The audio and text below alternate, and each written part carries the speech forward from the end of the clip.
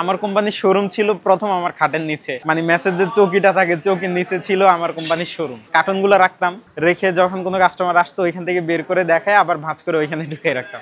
মেসে আসতো দেখতে, অনেকে মেসে আসতো, অনেকে অনলাইনে অর্ডার দিত, আমি পাঠিয়ে দিতাম, সেল হইতো, ওইখান থেকে সেল হইতো। এবং প্রথমবারে 20,000 টাকায় আমি কিন্তু অনেক টাকা লাভ করছি। প্রফিট করার পর একটা সাহস চলে আসছে, সাহস করার পর আমি অনেক বেশি করে একটু প্রোডাক্ট বানাই দিই। তখন আমার নিজের কারখানা ছিল না, আমি একটা কারখানাকে মানে আমার বন্ধু বান্ধবদের কাছ থেকেও ঋণ নিয়ে আমি 80,000 টাকা দিয়েছি। তখনকার সময়ে 3 বছর আগের ঘটনা, তখন আমার এই 80,000 টাকা পুরোটাই মারিয়েছে। প্রথম দিকে আমি যখন 20,000 টাকায় যে প্রোডাক্টটা কিনেছি তখনই কিন্তু আমি একটা ধরা খাইছি। প্রোডাক্ট আমি ভালো পাইছি, বাট দামটা আমার কাছে দ্বিগুণ দাম নিয়েছে, তারপরে আমি প্রফিট পাইছি। এবং কারণ আমার প্রতি মানুষের একটা ট্রাস্ট ছিল, আমি ট্রাস্টের জায়গাটা ভঙ্গ করি নাই। এরপরে দ্বিতীয় দফা আমি টোটালি টাকা সহকারেই ধরা খাইছি, একদম টোটালি টাকাই নাই, পুরো 80,000 টাকা সব গায়েব, একদম চালান টালান যা ছিল সব গায়েব।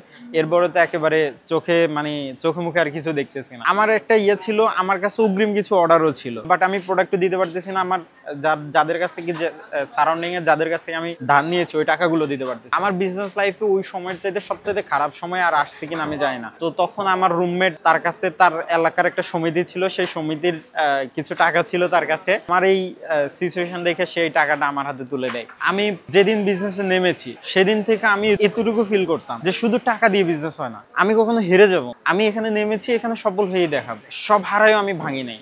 একটা হচ্ছে না হাই হুতাশ, আমি শেষ, আমি কি করব, বাট এটা আমার ভিতরে কখনোই আসে না। আমার সবচেয়ে বেশি খারাপ লাগছে মা যে আমাকে 20,000 টাকা দিয়েছে, ওই 20,000 টাকা সহকারে আমি সব হারাই ফেলছি। এটা সবচেয়ে বেশি কষ্টের ছিল, এটা অনেক বেশি। রুমমেটের ওই যে সমিতির যে টাকাটা ছিল, ওই টাকাটা সে তার সমিতির বাকি মেম্বারদের না জানায় সে আমার প্রতি ট্রাস্টেড হয়ে ওই টাকা দিয়ে আমি আবার শুরু করি। এবং আমার ইমিডিয়েট যে সিনিয়র ভাই, আমার বড় ভাই, উনিও তখন স্টুডেন্ট ছিল, বাট ওনার টিউশনে কিছু জমানো টাকা ছিল, উনি যা ছিল সব আমাকে দিয়ে দিয়েছে। সেটা নিয়ে আমি আবার শুরু করি ইনশাল্লাহ।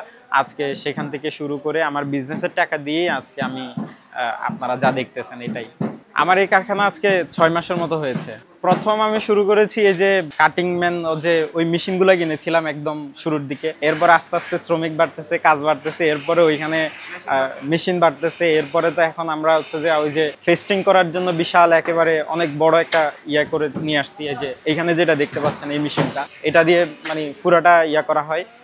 তারপরে আমাদের এখন শিফটিং কাজ চলে। আগে আমাদের শুধুমাত্র অল্প কয়েকজন কারিগর দিয়ে আমরা কাজ শুরু করেছিলাম, এখন আমাদের শিফটিং কাজ চলে। এই যে এই কাটিং মেশিনটা শুধু আমাদের একটাই ছিল, পুরাতন দিয়ে শুরু করেছিলাম। এরপরে তো এটা এখন এই যে লাস্টিং এর জন্য যে ইয়া করা হয়, ফেস্টিং ফিট আপ করা হয়, সবকিছু আমার মানে আমি নিজেই সোর্সিং করে নিজেই এগুলা কালেক্ট করে তারপর হচ্ছে যে কোথায় কি করতে হয়, কিভাবে করতে হয়, এগুলো আমি ইয়ে করেছি। শুধুমাত্র আমার সাহস এবং উদ্যমের কারণে আমি এখানে এসেছি।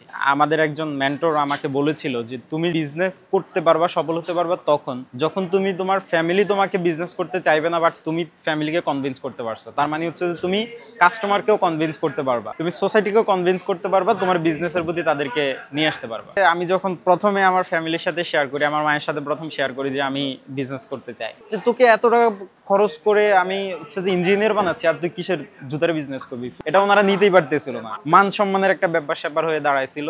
এইটা নিয়ে উনি আমাদের সাথে, আমি যখন ওনাকে এটা জানাই, মা রাগ করে আমাদের সাথে ফ্যামিলির সাথে টোটালি 1 সপ্তাহ কোনো কথাই বলে নাই, সব বন্ধ করে দিয়েছে। এবং এটা জানার পর যে আমি বিজনেস করবো, এটা জানার পর ওনারা এই বিজনেস কেন করবো এটাকে রাগ করে ওনারা আমাকে বাড়িতে যে মেসে থাকা খাওয়ার খরচ এটাও বন্ধ করে দিয়েছে এবং বলছে যে তুই যেহেতু বিজনেসে করবি, তুই বিজনেস করেই তোর টিউশনি ফি দে, আমরা দিব না, এরকম একটা ইয়ে ছিল। এটা সিরিয়াসনেস হওয়ার পিছনে ওই যে আমাদের আর্থসামাজিক যে পারিবারিক একটা সিস্টেম বা আমাদের কলোনিয়াল যে চিন্তা ভাবনায় যে একটা গোলামির যে একটা জিনজির, যে জব করেই খাইতে হবে আমাদের, আমরা নিজেরা কিছু করতে পারবো না, এই জায়গাগুলো আমাদের ফ্যামিলিতে এখনো বিলং করে।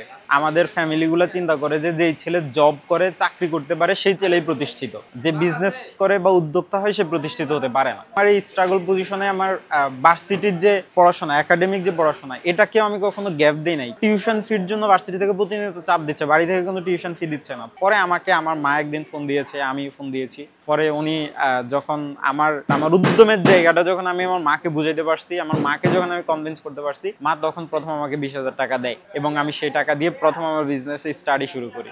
ওই সময়ে আল্লাহর একটা রহমত ছিল, মানে মা বাবাকে না জানায়া হচ্ছে যে আমাকে 20,000 টাকা দেয়। এই টাকাটা ছিল তখনকার সময় আমার বিজনেসের জন্য ইউটার্ন বলা যাইতে পারে। ওই 20,000 টাকার পুরোটাই আমি জুতা কিনছি। কনফিডেন্সটা ছিল আমি পারবো, আমার ভয়টা কাজ করতো আমি কতদিনে পারবো, কত সময়ের মধ্যে পারবো, আমি আদৌ আমার পরিবার সমাজ সবার বাইরে গিয়ে কি আমি পারবো কিনা, কিন্তু আমার কনফিডেন্স এবং আমার উদ্যমিতা আমাকে